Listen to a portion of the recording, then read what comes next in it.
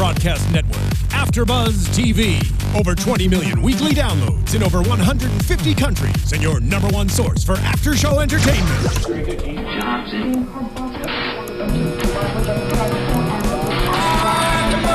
AFTERBUZZ TV, the destination for TV superfans. Producing aftershows for over 300 of your favorite TV shows. Interviewing celebrities and showrunners. And bringing you behind-the-scenes exclusives. All thanks to E! Entertainment's Maria Menounos, producer Kevin Undergaro, and internet leader Akamai.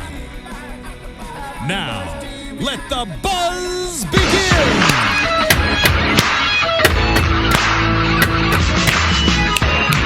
Yeah!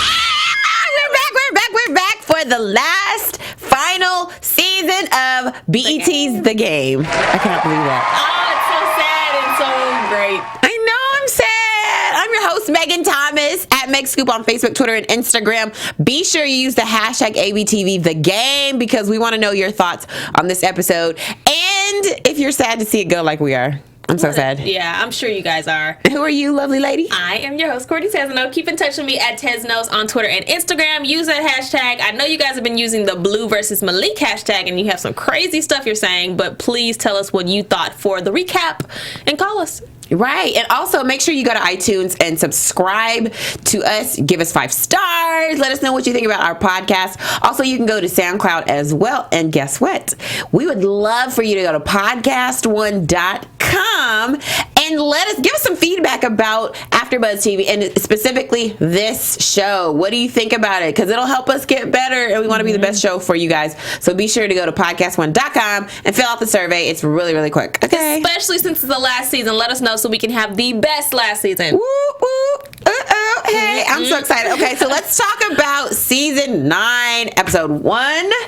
We start off with Kira and Malik. Remember last season it ended with them making out. He grabbed a handful of that booty, girl, and it picks up where that left off. So they're making out, and then of course she comes to her senses. Kira says, "I'm engaged. We can't be doing this." It's about time, but it's like the worst timing. Right. So nothing really happens as far, it doesn't go as far as we thought it would go. And then she gets on the elevator. Now we see Blue is pulling up to the place, and he sees that Kira is there. Because the valet person pretty much says, "Hey, I just parked Kira's car." Pretty much sold her out.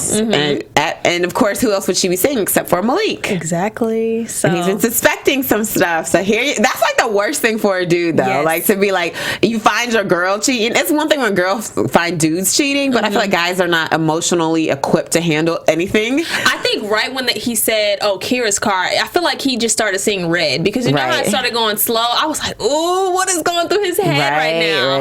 Right. So then, of course, he is okay. So this is a funny part when of course, I'm like, "Oh, he's gonna be right there as soon as the elevator doors open. He'll be right there, be like, boom, boom, boom, boom, boom." And then, of course, he's not there. So I was like, "Oh, I guess he's gonna be in the lobby."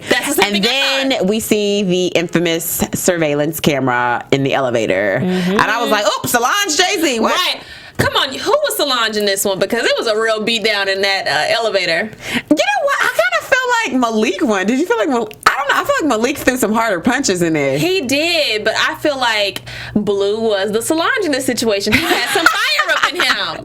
And then Lauren London's character, Kira, just sat back like Beyonce. All right, she didn't do Beyonce. anything. In the corner. I know. All right, let me make sure my makeup's good for this camera. Exactly. Like, she didn't do anything. It was really sad. I don't know who won. I mean, you guys should tell us who won. It was the Blue versus Malik. Blue versus Malik. Who do you guys think won?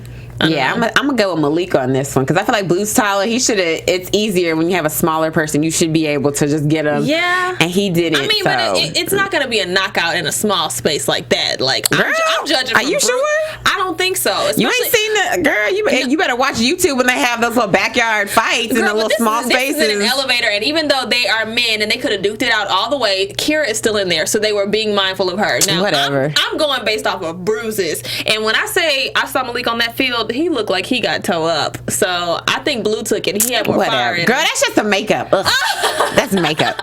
No, but of course, so I shout out to the Solange Jay-Z fight. That was really cool that the writers put that in there.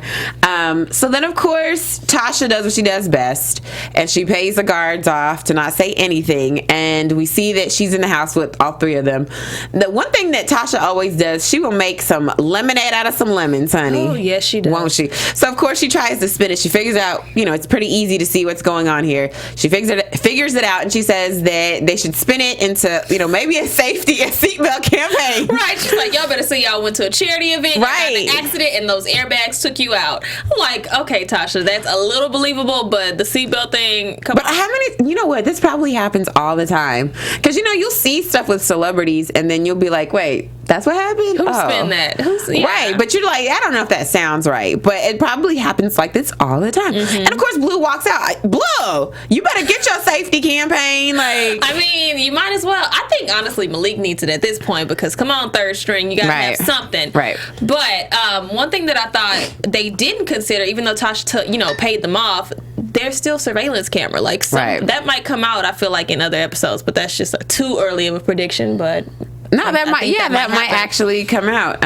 because we see. I know it came out with Beyonce and Okay, so then we move on, and of course, Kira stays the night at Tasha's house, which is probably a good idea. When she gets home the next day, Blue is moving his stuff out. It's a little rash, I think. She's like, "Wait, you didn't even give me a chance to explain." Yeah. Blue feels like he's heard everything he needs to hear, and what makes it worse, he got old girl that Malik was dancing with at his house, moving his stuff out, giving him a kiss on the cheek in front of his fiance. You said it all. Girl, I was absolutely livid because you asked for the ring back while this woman is here who is she? I don't care how many She was just dancing with Malik the other day. Exactly. So we don't know the storyline, how deep they've gotten, but you're helping this man pack all his stuff up. Now the engagement ring is being taken in front of you. That was your time to exit, not to go give him a kiss. I was livid to see that that's how he decided to do it. I don't care how mad you are. That's just tasteless. Right. And I feel like they should have, as a writer, let me step out for a second. As a writer, I feel like they should have made Blue kiss the girl, not the girl kiss Blue. Because I feel like at that moment, what woman in her right mind is going to walk up in, mind you, this is still Kira's house, okay? Yes. So she lives there. What black woman's gonna do that anyway? You know what I mean? I would just be like, all right, babe, let's get your stuff and let's go. So they should have made Blue kiss the girl, because I feel like that would have been a little more realistic than the girl being like, mwah, right in front of Kira's face. Right. That was I thought somebody was gonna get slapped. I was really hoping that it was Blue, but I felt like the way Lauren London or the way Kira handled it was just not realistic at all. Somebody deserved to get slapped. You're willingly giving your ring away after you didn't get to explain yourself. That is a no-no. Would you give your ring back right then if that happened to you? Not at that moment. I wouldn't. I would go and consider some pawn shops. That's all I'm saying. Unless we work it out, I'm keeping the ring. No. Oh, I don't know if I would keep the ring. I'm not a ring keeper, but I wouldn't have. I wouldn't have. Explain. Yeah. At that moment, I would not have given. I would have been like, well, if you want this ring back, you will listen to the explanation. We'll need to talk. Yeah. For me, it was like, you're that guilty. You didn't get a chance to explain yourself. This woman is in the house that you don't know who she is, and he's just leaving like that. He just got off too easy for me. Here's what I'm thinking, because this is really so quick. First of all, Malik was dancing with the chick, which is actually Eddie Murphy's real daughter. Shout out to her. Yes, so how is it that she was just dancing with Malik? Mind you, Kira and Blue have been together. This has happened in one night. The girl has now come over to, you had her. How'd you get her number? How did you get so close when she feels like she could come up here and just kiss you on the cheek? I feel like there's more to it. She's probably been spending a little more time with them, but the way that they left it off did make it seem like, oh, this just happened overnight. My issue is, no, this is the same night. They got in a fight the same night that they was at the club. They was dancing. So Malik was dancing with the chick. How on earth? But wait, maybe she's that. Maybe Eddie Murphy's daughter. I don't know her name in here, but maybe she's that ditzy to think that a one night stand can give her the right to come and pack his bags for him. Because there's the girls that do that. True. Yeah. But she made it seem like she was on another level, like girlfriend status, the way she was kissing on him in front of her. Girl, I karate chop her. I'm just saying. I think that the night that Kira decided not to stay, she probably stayed. Right. So then, of course, we see that Malik and Blue are at practice, and it still is no good. Yeah. And Blue, he obviously obviously is first string. He's at the top of his game, and he feels like he can say whatever to Malik, especially the way he feels like Malik did him. And so he embarrasses Malik. Poor Malik didn't even throw correctly. Threw the ball. I feel like at the beginning of that confrontation, he just shouldn't have even tried to prove himself and throw it, because he doesn't have it. No, but I don't think he was proving it. He was in the middle of practice. This is he has to throw the ball. He's a quarterback. You know what I mean? So I don't even think he was just literally doing what he's supposed to do, and here comes Blue like all up in his feelings. But you know what? I think it's because of that bruise was kind of blocking his vision. I really think that was the explanation this time. I feel bad for Malik. Whatever. You ain't gonna talk about Malik. I don't know why I feel like defending him. I feel bad for Malik. But you talk about his bruise, girl. Girl, that bruise was bad. Whatever. So it's one bruise on eye. So Blue's cheek was all bruised up. Okay, I'm not. Hold up. Wait, did I say I was seeing Blue? You know what? I feel bad for Malik. Get out of here. I do. I feel bad for Malik, and I'm gonna go into that later on. But all right. Anyways, so Blue still won the fight. Come on now. Whatever. Anyway, let's talk about Jason and Kelly. Their whole relationship is just, I don't know. I'm seeing season 1, Jason and Kelly, the way they're getting down. You know, I'll say this. I like the fact that they are back to being like a team. Mm-hmm. They're a really good team together. Now, I'm still Jason and Chardonnay. How? I'm not gonna let that go. Man, I think you're just saying that just to say it. There's no reason to still be on that team. I'm not okay. I don't want them to get back together. I'm not saying I want them to. Okay. I'm just saying I just like that Jason better. I liked who he was better. This Jason does work very well with Kelly. Kelly knows him. She knows how to get stuff done with him. They make a really good team, so I guess I can't be mad at that. But I do just like Jason when he was with Chardonnay. I'm just saying. I don't think it would work at this point. It's too much fire. It's too many things that have happened. So again, there's no way you can be on Team Chardonnay and Jason. But anyways, I didn't say I wanted them to get back together. Okay, so I know, but you're still Team them, which makes no sense. No, I just liked who he was. Leave me alone. I can like what I like. I just wish everyone else was here so they could be on the same team. I know. We'll have Kevin Fallon back next time, guys. They send their love. So then this opens up with Jason and Kelly doing it on the field. And when I was watching, I was like, somebody is watching y'all, because there's always a janitor present in the dome. Somebody had a nice little evening, a nice little movie. Mm-hmm. Right. Somebody caught this on their flip phone or something. Somebody has this. Okay, I'm just saying. But if you remember last season, it ended with Jason becoming the interim head coach for the Sabres because the actual head coach had a heart attack. Mm-hmm. And so now they're celebrating on the field. They have Chris in the field because they are now the king, queen of Sabres. Sabre country. Mm-hmm. Yes. I really like, not that I like them doing that, but I really like them the way that they celebrate, because that's Jason and Kelly. They've always been very like spontaneous and just like out there. So I think that was like the perfect way for us to see them reconnect, literally. But this phone call that Chardonnay made. Yes, Chardonnay calls, and of course, at first you're like, "What's she calling for?" And she's not calling to congratulate Jason, like she says. She's actually calling because she wants to rub his steroid use in his face and record him. But the thing is, he didn't even catch it. He's having this like real careless conversation with her and not thinking. And Kelly has to point out the fact that she's recording Kelly's him. on it. She is. Kelly's on it. I gave it to her. She's on point. She took care of Ty with the hush money for the steroid use. She knew immediately, like, shut up, she's recording you. And he's like, no, she's not. And of course she is. Chardonnay got it. Boom. I know. The way Chardonnay's been reacting this episode, I was very disappointed. I didn't want to see her have to get to that level or stoop to that level. But yeah. And do you think she should have went to Perez? No, because Perez, he embarrassed her. You don't go back where they embarrass you, honey. But she's going to have to go back after that bad interview. Just saying. But let's get into that. There's too many other bloggers. Go somewhere else. Go start your own YouTube channel. Put it up there. Okay, so then... of course, we see that Kelly goes to Tasha because Tasha and Chardonnay have a really good relationship. And it seems really cool because she's like, you're my bestie. You know, go talk to her because Chardonnay has a tape of Jason admitting... And she's a middle person, yeah. Right. So, of course, you know... I think we've seen a change of heart with Tasha. Last season, she started to embrace motherhood again with her new baby. And she seems like, look, I'm all about the business. If it ain't about the business or my baby, I really don't care. Right. Yeah, I don't care about it. It's not going to help me. So she's trying to stay out of it like she's supposed to when you have two friends that are at odds. Yeah, she said she wanted to be neutral, but I feel like Kelly gave her no option. No, Kelly didn't. And I feel like, okay, we see how this is going to roll. Because at first she's like, hey, I could pull some strings. We can get Malik on first we're gonna move him up the ladder. And then she's like, well, let me be clear, it can also go the other way. Yeah. I was like, she tried it. She did it. She did that. I was like, okay, Kelly Pitts. I think it was a lot of cattiness on their end, and for her to go ahead and say, you know what, she pretty much threatened her and said Malik will be cut if you do not do what I need you to do.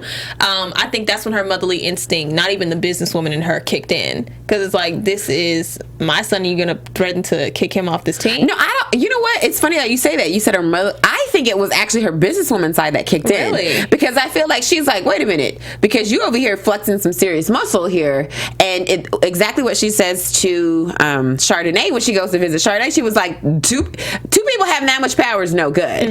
You know what? I agree. See what I mean? Yeah, so she was like, this is no good. We can't, from a business and money and as they kept talking about money and reputations this whole episode, like from that standpoint, it's true. From that standpoint, they both are so much alike, and I love that. But I hate that they had to duke it out the way they did. Right. I think they'll be friends again. Yeah, for sure. I mean, they don't really mix personal and business. Right. They don't mix it up like that. So I think they'll be fine. So then Tasha tells Chardonnay, I thought she was going to come and tell her, like, girl, you're going to have to try to hide that tape.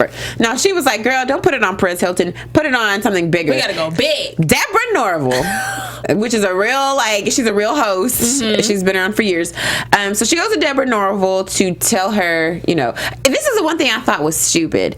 Tasha should not have had a picture of herself, Chardonnay, and Deborah Norville talking about tune in tonight. Right. She should have just look, Chardonnay, you tweet that out. I'm not gonna be nowhere in this. Okay, I'm gonna tell you what to do, but we're gonna pretend like I'm not in this.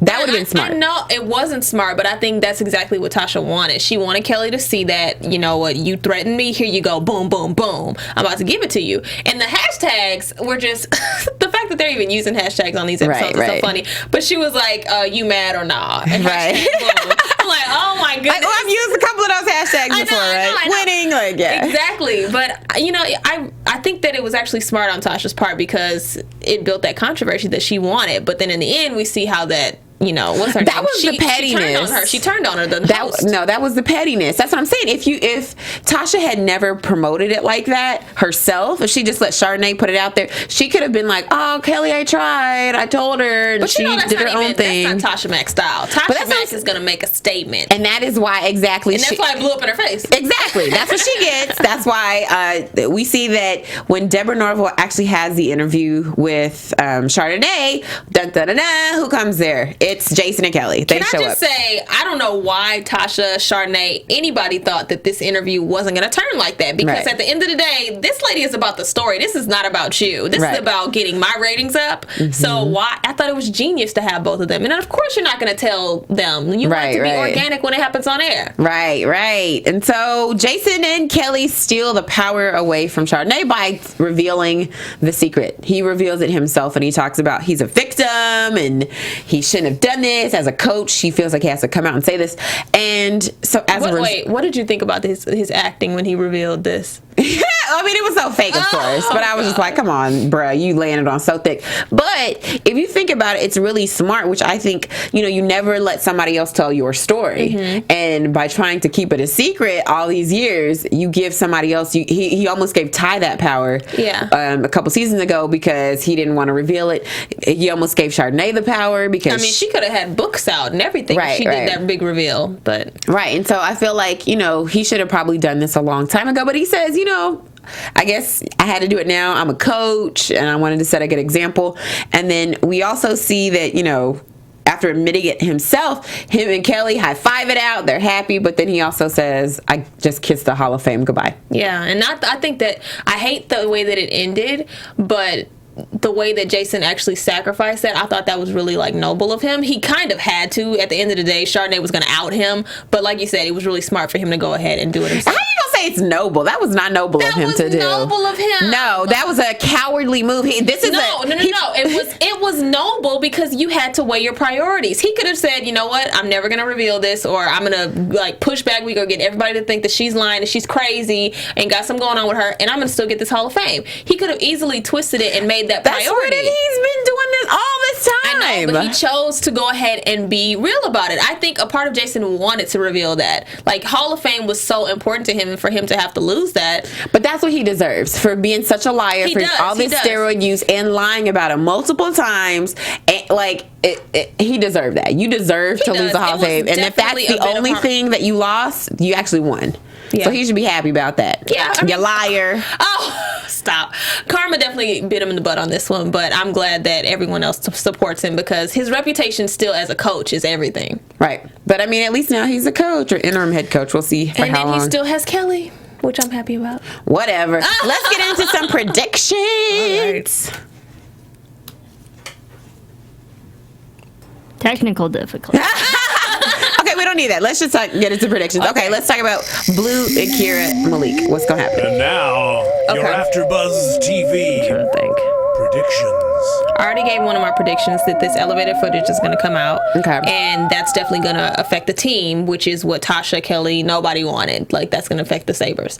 However, I think it's going to be great for Perez if we see another cameo from him. I would love to see him break that story. Like, we have this exclusive footage. Right. The elevator fight, Channel MB and Solange. I would love that. And then for... what is it? Who's next? So that's Blue, Kira, Malik. For Jason and Kelly, I think that we're still going to see Chardonnay, and I think she's going to try to come back even harder. I don't know how, because the steroid thing was such a big thing, but I don't think that we're not going to see her going crazy. Okay. What do you think, though? I like it. Okay, so as far as Blue, Kira, and Malik, I do think that Blue and Kira, I don't know if they're going to be repaired again. I think Kira and Malik are going to try a relationship. Because at this point, I said that last season. Right. And at this point, they're both like out in no man's land because Malik doesn't have anybody in his corner. As far as his team, they're all going to back Blue because Blue is, Do you think he's going to stay on the team? Here's what I think. I think they're going to try to cut him, or they might actually cut Malik from the team, but something's going to happen. They're going to have to get him back on the team. And he's going to end up like being the best quarterback. He's going to end up winning a championship for them. Like, he's going to be that dude, and then Blue is going to be on the downfall. I can definitely see the writers setting it up like that. I could see them doing it because, honestly, Blue needs to go ahead and actually talk about this because Malik clearly told him, I didn't sleep with her. Right. So they have to address that. I would like to see how they duke that out, really. We'll see that. Next episode, I want to see that. Right. So then, okay, so I was on BET.com. If you guys should definitely go there to check out extra footage. And so I did see some pictures. I saw a little footage. And I saw a scene of Baby Roger at the bar talking to Chardonnay. Remember, I told y'all last season. I was like, I actually would like them two to be together, and I wonder if if the writers like took my you didn't get my credit. I didn't give my credit. No, but I thought I was like, oh, I like this. I don't know why they're talking. I think they're probably talking. Chardonnay is going to try to do something to, I think she's scheming still. She's still scheming, absolutely. What she's scheming about, I don't know, but I think that would be a big slap in Jason's face to see that his boss, which is Baby Roger, essentially, is dating his ex-wife, and then we see her on the sidelines with Miss Kelly and Jason. I would like to see that. I don't know, because this is going to be good. So I just saw a little snippet of that on BET.com. See, you know what? I wouldn't be mad. I need Chardonnay to move on because I don't like her doing all this extra for Jason because she deserves better. Okay, honey. All right. And then, of course, I think Jason and Kelly are going to do fine, and they're going to ride off in the sunset together. Definitely. We'll see. Whatever. Okay, how are you going to make that your prediction? And whatever. All right. So we are glad you guys joined us for season 9, episode 1. We've got a bunch more episodes to go for this entire season. Make sure you stay tuned because we're going to have a ton of guests this season. It's the last season. It's going to be so much fun. We have to go out with a bang. Boom, boom, boom, boom, boom, boom. Like Tasha did. You guys you're crazy. Where can we find you? You guys can keep in touch with me at Tezeno on Twitter and Instagram. Use the hashtag ABTV the game. Let me know what you thought about our recap and what we missed. Did we miss something in the episode? Let us know. Yes, and you can find me, Megan Thomas, on Facebook, Instagram, and Twitter at Meg Scoop, like scoop of ice cream. Let me know what you think. We'll see you again next week. Make sure you watch BET on BT the game Wednesdays. What is it? 10/9 Central. I'm trying to think. 10/9 Central. Watch us right after that. We love you. See you next week. Bye. From executive producers Maria Menounos, Kevin Undergaro, Phil Svitek, and the entire AfterBuzz TV staff, we would like to thank you for listening to the AfterBuzz TV network. To watch or listen to other after shows and post comments or questions, be sure to visit AfterBuzzTV.com. I'm Sir Richard Wentworth, and this has been a presentation of AfterBuzz TV. Buzz you later! The views expressed herein are those of the hosts only and do not necessarily reflect the views of AfterBuzz TV or its owners or principals.